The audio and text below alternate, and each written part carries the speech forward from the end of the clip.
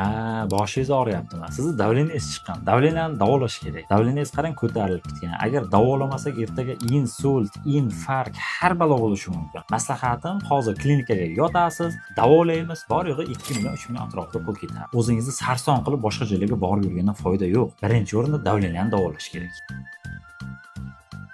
Boshingiz og'riyaptimi?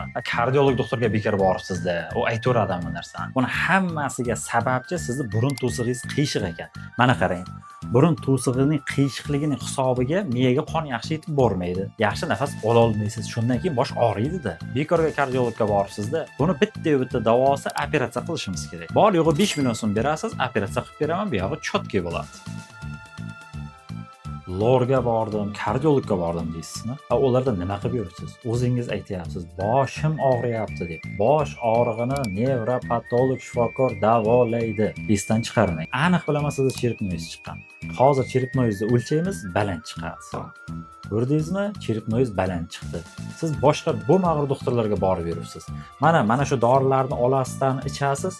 Shu bilan yaxshi bo'lib ketasiz. Bor yo'g'i 8 ta kapelnitsa bilan 20 ta tabletka yozdim. Shu dorilarni ichsangiz qaytib umuman boshingiz og'rimaydi. Bu doktorga kirsang ham siz mani kasalim deydi, bunisiga kirsang ham siz mani kasalim ekansiz deydi. Bunisiga oldiroq kelmaysizmi? U manku buni davosini beradi. Bunisiga borsang ham mani kasalim, hammasining kasali. To'g'ri diagnoz yo'q. Boshim og'riyapti desa, qo'yam shu topib qo'ying, yashib ketadi deydi.